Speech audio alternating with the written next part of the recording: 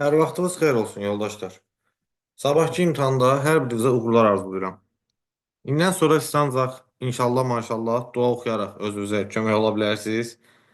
Ona görə mən bura bir neçə dua yazacağam. Siz həmin duaları inşallah oxuyarsınız. Allahın izni ilə imtahandan keçərsiniz. Bu dəqiqə hamınız nə deyirsiniz? Ay Allah sənə qurban olum, sabah bir dənə mənim köməklə imtahandan keçir. Niyə vaxtında dərs oxumursunuz? Dərs oxumaq lazım idi. Deməli sabah düşəcək suallar və imtahanda nə etmək lazımdır onu sizə deyirəm. Bir dənə də xırda bir məlumat vereyim yoldaşlar sizə. Şükür Allaha, maşallah olsun. Mən diqqət yetirdim. YouTube-a hər video yerləşdirdiyimdə abunəçilərimizin sayı kifayət qədər artır. Hər videodan sonra kifayət qədər abunəçimiz artır. Çox şükürlər olsun Allaha. İkinci bir məsələ nədir? Dövlət qulluğu haqqında hər zaman həqiqətləri demişəm. Yəni qəbul prosesi, müsahibə, təyinat və s. Düzdür. Bəzən kənardan mənim dediyim həqiqətlər tələbəni necə deyim, motivasiyadan salıram kimi çıxır. Amma elə deyil, qətiyyən. Sadəcə mən tələbə cəlb etmək üçün yalan məlumat verməyi sevmirəm. Reallıq nədirsə onu demək lazımdır, yəni. Və sizə hər bir videoda reallığı da deyəcəm. Bu videoda da olduğu kimi Allahın izni ilə də inşallah sabahki imtahandan sonra da bizim YouTube kanalımızda qanunu test mərhələsi yox. Test mərhələsinə aid artıq bütün izahlarımız var. Demək olar ki, müsahibə mərhələsi haqqında videolarda yerləşdirəcəm və dünya görüşü ilə də bağlı videolar çəkəcəm ki, özü hazırlaşan yoldaşlar mütləq ona baxıb faydalansın. Bilsinlər ki, qanunun müsahibə hissəsi necədir, müsahibədə dünya görüşdən ən çox hansı suallar verilir və s. Eynilə YouTube kanalımızda Allahın izni ilə inşallah gömrük orqanlarına, vergi, miqrasiya, Xarici İşlər Nazirliyi, bu orqanlara qəbul necə olur, imtahan proseduru necədir, hər biri haqqında videolar yerləşdirəcəm. Baxıb faydalanarsınız. Bir dənə zəhmət olmasa kanalımızı paylaşarsınız ki, digər yoldaşlar da baxsın, faydalansın. Yazılan hər bir xoş sözə görə də hər birinizə minnətdaram. Deməli yoldaşlar, sabahki imtahanda nə etmək lazımdır? İlk öncə bunu deyim ki, sizə bilirəm, bəziləriniz plan qurmusunuz ki, gecə 5-də durub dərs oxuyasınız, səhər 7-də durub nəyəsə baxasınız. Artıq onu qətiyyən eləməyin. Hər şeyi bir kənara qoyun. Çünki bu vaxta qədər nə etmisinizsə, onu eləmisiniz daha. Əgər ki, bir gecənin içində və yaxud da bir saatın içində hər şey həll olsaydı, heç kim aylardan dövlət qulluğu imtahanına hazırlaşmazdı. Onsuz məsuliyyətlə oxuyan bir tələbə artıq öyrəndiyini öyrənibdir, yəni. Fikrimi çatdıra bildim sizə. Yəni yeni öyrənə biləcək bir məlumat yoxdur sizin üçün. Mütləq şəkildə mən hər zaman öz tələbələrimə deyirəm və digər tələbələrə də bu videoda deyirəm. Artıq istirahət edin, yəni. Ümid edirəm ki, ümumiyyətlə bu gün ərzində istirahət eləmisiniz. Çünki yoldaşlar, beyin də istirahət istəyir. Yəni bu bəzən tələbə anlamır. Elə oturub son gün hətta dərs keçənlər belə var, düzgün deyil yəni. Maksimum yarım saat, 1 saat günorta nəyəsə baxmaq olar. Çünki primitiv bir misal çəkim. Telefonla çox oynayanda qızır, kompüter çox istifadə edəndə qızır. Düzdür? Çünki yorulur da, o da istəyir ki, istirahət eləsin. Sizin beyninizdə həmçinin onsuz 4 fəndən naqruska yükləmisiniz ona. Neçə aylardır yəni. Artıq eləməyin bunu. İnanın səmimiyyətimə, çox oxumaq indən sonra sizi əksinə bildiyiniz sualları belə səhv yazdıra bilər. Qəşəng bir dənə bahalı kofe düzəldirsiniz, bu videoya baxırsınız, ondan sonra da xırda işlərinizi görüb, inşallah sabah imtahanda uğurlu olursunuz. İmtahanın səviyyəsi barədə bir çox videolar çəkilir. Mən də onunla bağlı bir fikir bildirəcəm və imtahanda bilmədiyiniz sualları atmağın qaydasını deyəcəm. Ən əsası və çox tutarlı bir üsuldur. Bir də sual verə bilərsiniz ki, müəllim, bu BA-ya gedənlər açıq sualların da atmaq qaydası var. Əlbəttə var, niyə yoxdur? Yoldaşlar, ilk öncə verdiyiniz imtahanın nə imtahan olduğunu dərk eləsəz, məncə imtahan sizə çətin gəlməz. İnanın səmimiyyətimə. Sadəcə dövlət qulluğu imtahanı bəzən biraz necə deyərlər, çox aşağı bir şey kimi təqdim edirlər tələbələrə. Siz 9-cu sinifin buraxılış imtahanı və yaxud da 11-in buraxılış imtahanını vermirsiniz. Bu imtahan sayda olar və bu imtahandan hər kəs keçər. Mən baxıram kommentariyalara, dəfələrlə tələbələrə şikayət edir ki, bəs müəllim, imtahan çətin keçir, suallar çətin düşür. Yoldaşlar, imtahanın çətin keçib, sualların da çətin keçməyə normaldır da, çətin düşməyə daha doğrusu. Sizin verdiyiniz imtahan, yenə deyirəm, dövlət qulluğu imtahanıdır. Siz inanın səmiyyətimə, dövlət qulluğunun nə olduğunu bəziləriniz tam bilmirsiniz hələ. Siz dövlətin idarə olunmasında iştirak etmək istəyən bir şəxssiz. İcra hakimiyyəti olsun, nazirlik olsun, agentliklərimiz olsun. Hamının diplomu var da, belə danışaq açıq indiki dövrdə. Axı bu imtahan tək ki sadə oldu. Yəni sizin dediyiniz prizmadan baxın, imtahan çox sadə oldu. Hər kəs getdi, sertifikat aldı. O sertifikatın bir mənası olmayacaq axı.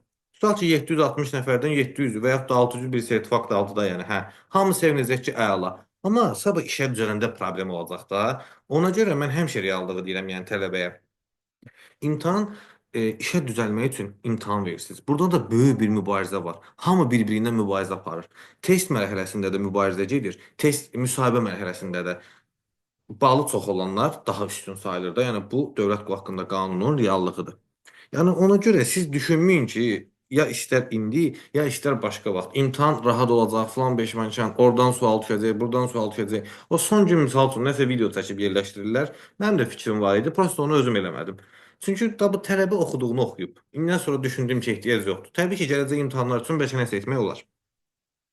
Ən əsas sizə imtahanda atmaq qaydasını izah edəcəm. Bu atmaq qaydası nədir və necə olur? Tutaq ki, qanunu yazmağa başlamısınız. 40 sual deyil, qanunvericilik fəni. Mən bu 40 sualı yazdım. Bir 32 qanunu konkret ideal formada bilirəm. Qəşəng yazmışam. Qalıb mənim 8 sualım, hansı ki bilmirəm. Və ilk öncə bir şey nəzərdə çatdırım. Mütləq, amma mütləq bildiyiniz sualı yazın ilk öncə. İlk öncə mütləq şəkildə bildiklərinizi yazın. Və bunu da unutmayın. İstənilən fən üzrə, istər qanun, istər məntiq, istər informatika, istər Azərbaycan dili, birinci və ikinci sualları əksər hallarda çətin qoyurlar. Çünki insan psixologiyasına oynayırlar. Məntiqdən bir dənə belə qəribə belə bir şəkil çəkəcək. Bura 9 yazacaq, bura 12, nə bilim, bura 15. Özdə ilk sual. Siz də deyirsiniz, ilahi, bu nə sualdır? Mən bunu bilmirəm. Ha, bunu bilmirsən, bunun üstündə qalmayıb. 30 sualdır. Qoy sən bunun 10-unu rədd elə kənara, 20-sini yaz. Başa düşdünüz? Görün necə gözəl olacaq. 20 məntiq yazmaq, yəni rahat bir faktor deyil. Bu sual sizi qorxutmasın. Onların da məqsədi önə bax belə çətin, göz qorxuducu suallar yerləşdirməkdir ki, psixoloji təsir göstərsin. Tələbə baxsın desin, ilahi, bu nə çətin sualdır. Mən bunu tapamıram. Onunla da tələbənin bütün enerjisi getsin. Siz gördünüz bu çətin sualdır. Tam əminliklə deyirəm ki, inanın bundan sonraki suallar çox sadədir. Sadəcə siz imtahanda bir dənə bax burada belə çevirmə knopkası var. Tık tık eləyib çevirməyə bacarın. Onunla da inanın uğurlu olacaqsınız. 5 suala, 3 suala, 8 suala aldanmayın. Çətin olsun, problem yoxdur. Atmaq yolundayacam, indi atacaqsınız o çətin sualları. Yəni, əvvəldə qoyurlar ki, tələbə çalışsın. Əvvəldə yerləşdirilən suallara qətiyyən aldanmayın. Bir də kompüterlə elektron formada imtahan verən tələbələr ilk dəfə olacaq böyük bir ehtimal. Həmin o ilk dəfə imtahan verən tələbələr mütləq, amma mütləq şəkildə hər xırda sualınızı oradakı nəzarətçiyə verirsiniz. Mütləq şəkildə. Onun vəzifə borcudur ki, sizi cavablandırsın. İkinci bir məsələ, bəzən tələbə olur da, indi insandır. Utanarsınız, çəkinərsiniz ki, 4 dəfə dedim, 5 dəfə dedim, elə bir şey yoxdur. İstəyirsiniz nəzarətçiyə 10 dəfə sual verin. Onun vəzifə borcu sizi cavablandırmaqdır. Hər bir incəliyi bilin. Bəzən tələbə qanundan sonra məntiqə keçməyi bilmir. Ya da qanun yaza-yaza yorulub. İstəyir getsin, biraz Azərbaycan dili işləsin. Azərbaycan dilinə keçə bilmir. Bunların hər birini nəzarətçidə mütləq soruşun. Keçək buradakı məsələyə. 40-dan 32 qanun yazmışam. Konkret, yəni bilirəm də bu 32-də. Deyəlim indi içində bir ikisi də səhvdir də o heç. Amma 32 yazmışam. Qaldı geriyə 8 sualım. Bu 8 sualı mən necə atım? Yəni atmağı da ağılla atmaq lazımdır. Həyatda da elədir də biraz elm, biraz helim. Hər şey oxumaq deyil yəni. Biraz da atmağın yolunu öyrədim sizə. Bu 32-nin içində deyəlim ki, bir 10 ədədi A variantı yazmısınız. Düzdür? 8-ini B yazmısınız. 6-sını C yazmısınız. 8-ini D yazmısınız.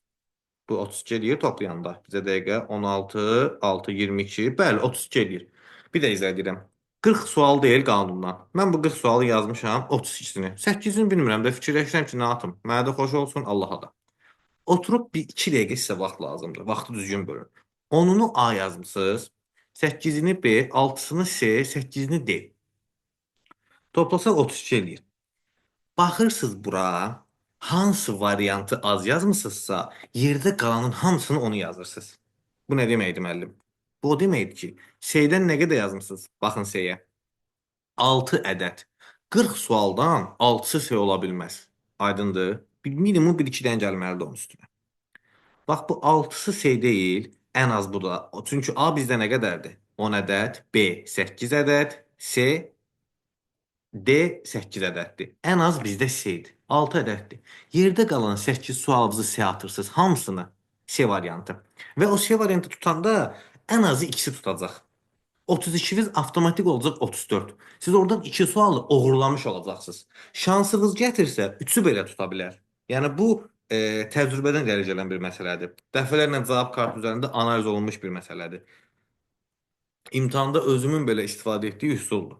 Bəs müəllim, hamısını eyni variant yazmaq nə dərəcə düzgündür? Düzgün deyil.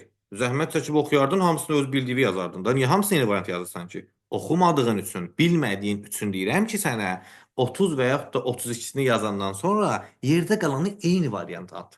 Heç olmasa sən eyni variant atanda ən azı atdığın variant içərisində ikisini tutma ehtimalı var. O 2 balı oğurla da orada niyə oğurlamaq istəmirsən ki? Bəs müəllim, mən başqa cür atsam tutuzdura bilərəm. Tutuzduram yazsam. Götürüb sən o 8-ini ABCD yazsan, ürəyin istəyən, inan mənim səmimiyyətimə heç bir tutan deyil. Çünki bu da dərslərində olubdur. Tələbənin atdığını tutma ehtimalı çox azdır. Dəhşət dərəcədə azdır yəni. O kiminsə həyatda yüksək səviyyədə şansı varsa, onun atdığı ancaq tuta bilər.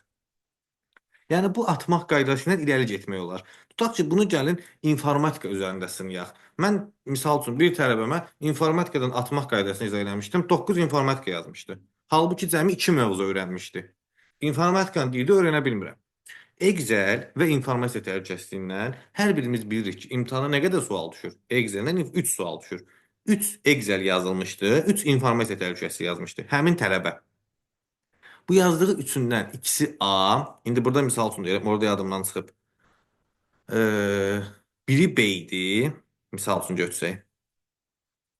Bu üçündən də tutaq ki, D. Buna nə deyək? Y. Bir D, bir Y, bir S. İnformatikada 5 variantdır. Tutaq ki, siz 2 mövzu oxuyub informatikaya getmişsiniz. Excel-i və informasiya təhlükəsizliyini. Və bunları yazmısınız.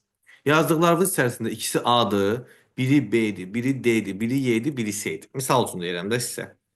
Götürüb də o yerdə qalanların hamısını A yazmayın da. Heç olmasa Y yazın, S yazın, D yazın, B yazın. Fikrim çatdı. 9 variantınız qalmır geridə. O 9-unu eyni variant atanda, bax bu 6 informatikanız gəlib olacaq 9 bal. Çünki atdığınızın tutma ehtimalı çoxdur.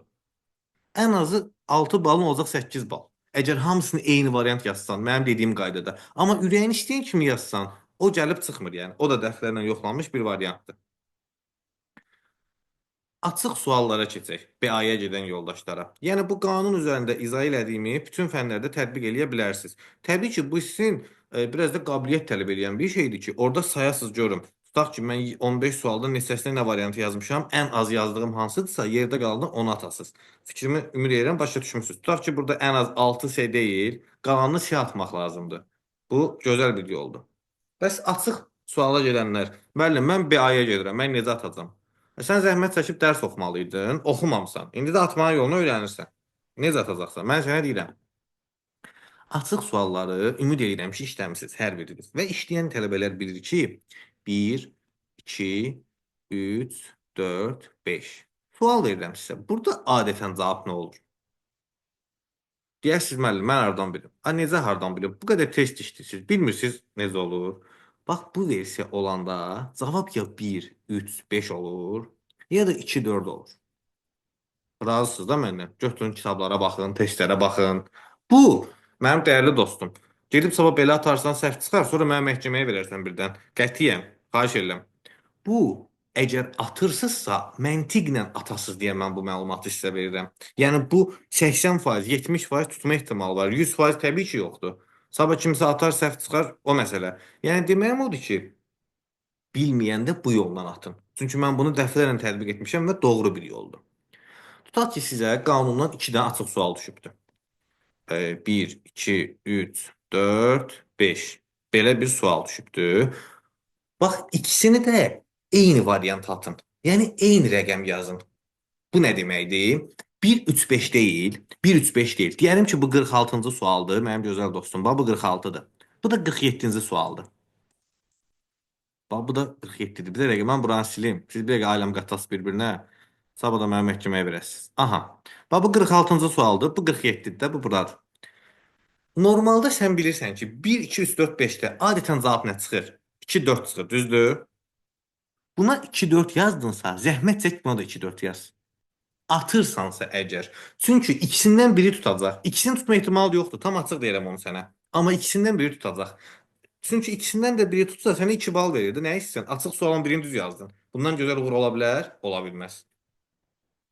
Ümid edirəm tuta bildim fikrimi. Və yaxud da deyirsən ki, müəllim, bəs ürəyim 1,3,5 yazmaq istəyir. Götür yaz, problem yoxdur. 2,4 yazma. 1,3,5 yazmırsan, bu açıq sualda 1,3, 1,5 yaz.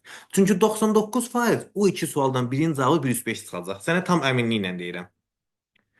Birin cavabı 2,4-dür. Birinin də cavabı 1,3,5-dir. Həmin o açıq sualın. Amma hansının 2,4, hansının 1,3,5 olduğunu biz bilənmərik. Çünki sən sualı bilmirsən, zəhmət çəkib oxumamısan. Oxusan amma bilərdin. Onun üçün nə etmək lazımdır? Hər ikisini eyni atın. Ya 2,4 atın, ya 1,3,5 atın. Hər ikisini. Elə olduğu halda ikisindən biri tutacaq. 99% tutacaq. Bu hətta qapalıdan belə üstün variantdır. Tam səmimi sizə deyirəm. Bunu başa düşdünüz. Bəs birdən 4 olsa, qanundan 4 də düşəcək. Deyin biləsiniz. Ən çox da konstitusiyanın əvvəlindən düşəcək. Bax belə olsa. 5 yoxdur, belədir. 1, 2, 3, 4, 1, 2, 3, 4-dür. Bəs indi bu necə atım? Bu qədər test işləmisiniz də. Bu 1, 2, 3, 4-də cavab nə çıxır ən çox? Ya 1, 3 çıxır, ya da 2, 4 çıxır. Düzdür? Burada da yenə həmin qaydadır. Atırsızsa əgər ya 1, 3 atın, ya 2, 4 atın. Amma hər ikisinə eyni şey atın ha. Başa düşdünüz məni? Hər ikisinə 1, 3 ya da 2, 4 atın. Onsuz sən bu sualı bilmirsən, mənim gözəl dostum. Bilmədiyin sualı sənə ağılla, məntiqlə atmaq yolunu öyrədirəm. Ağzıma gələni orada qaralamaqdan heç nə əldə eləyə Amma bu yolla atsan, uğur sənindir. Hardasa ən azı attığından biri də tutsa, böyük bir şeydir. 2 bal deməkdir. Əgər bu yolu başa düşdünsə, çox gözəl. Bu 1, 2, 3, 4-də də bildiniz. Bir də qanundan ehtimal var ki, 1-2 sualda belə düşər. 1, 2, 3, 4, 5, 6. 6 dənə düşəndə yenə yadınıza salın evdə işlədiyiniz testləri. Adətən necə olur? Ya cavab 1-3-5-dir, ya da 2-4-6-dır da. Qurtardı getdi. Ürəyinizə rahat gələn hansıdırsa imtahanda onu atın. Ya 1-3-5 atın, ya 2-4-6 atın. Aydındır. Yəni götürüb da 3-4-5 yazmayın. Ola bilər, cavab yenə təkrar deyirəm. 3-4-5 ola bilər. Bu risk hallarda olur da. Adətən mən dediyim variantdır. Və sən onsuz bu sualı bilmirsən. Aydındır. Bilirsənsə onsuz sən bu videoya baxmırsan. Deyirsən oxumuşam 40 qalını yazacağam. Bu belə. Sonra. Bunu da bildiniz. Ümid edirəm ki. Yəni bu yolla atsaz nə isə əldə etmək olar. Mən misal üçün Azərbaycan dili fənindən bir dəfə yazmışdım bütün sualları. Bir sualın cavabını konkret bilmirdim. Və baxdım variantlarımın içərisində gördüm cəmi bir ədəd B variantı var idi. Həmin o bilmədiyim sualı B variantı atmışdım. O da gəlib tutmuşdu. Nəticə etibarilə 15 Azərbaycan dili yazmışdım və o sualı mən bilmirdim amma. Sizə bu göstərdiyim saymaq yoluyla. Yəni məsələ budur. Başqa orada açıq suallar 1, 2, 3, 4 olur. 1, 2, 3, 4, 5, 2, 4, 6 olur. Bu yolla. Başqa heç nə. Vaxtı bir dənə diqqətli bölün. Çox əsas bir məsələdir. Heç vaxt bir sualın üstə çox qalmayın. Özünüzün vaxtını itirməyin. Aydın oldu? Sual çətindirsə keçin. İnanın səmimiyyətimə o qədər sadə suallar var ki orada. O sadə sualları yazın ancaq. Və bir də ayılacaqsınız ki, artıq bir çox sualı həll etmisiniz. Tam səmimi deyirəm sizə, imtahana düşən suallar çox sadədir. Dəhşət dərəcədə sadədir, yəni. İmtahanda 90, 100 balı belə rahatlıqla yığmaq olur da, yəni. Bir dənə sizə lazımdır orada diqqət. Təbii ki, bu dediyim da oxuyana aiddir da, yəni əziyyət çəkib, test işləyib oxuyan orada o diqqətli olsa, incəliyi tutacaq. Yox, heç nə oxumamısansa, mənim kimi Allaha pənah gedirsənsə, sən çətin nəsə orada əldə eləyəsən. Hər birinizə bol şans arzulayıram. İnşallah ki, sabah hər bir tələbə sertifikat alar, arzusuna çatar. Bu qədər. Başqa sizə deyəcəklərim budur ki, bir də mütləq şəkildə səhər-səhər çalışın hər biriniz kifayət qədər yüksək səviyyədə səhər yeməkləri qidalanın. Çünki imtahan zamanı 3 saatlı vaxt, sizin bir saatda yolunuzdur, 4 saat təşkil edir. İmtahan ortasında aclıq hissi gəlsə, bir də yeməklərdə fikirləşməyin də özünüzdən. Ona görə mütləq şəkildə səhər-səhər kifayət qədər yüksək səviyyədə qidalanmaq lazımdır ki, sizin beyniniz daha yaxşı, daha aktiv işləsin. Axşam da 12, 1, 2-yə qədər çalışıb oyaq qalmayın. Mütləq şəkildə 12-ni keçməmək şərti ilə yatıb istirahət edin. Uğurlar, hər birinizə bol-bol şanslar. İnşallah sabah sertifikatları alın gəlin. Müsahibə mərhələsi haqqında da sizə qəşəng videolar çəkəcəm. Qəşəng videolar yerləşdirəcəm ki, kimlərə nə maraqlıdır öyrənsinlər. Sualı olan yoldaşlar kommentariyaya mütləq qeyd edir.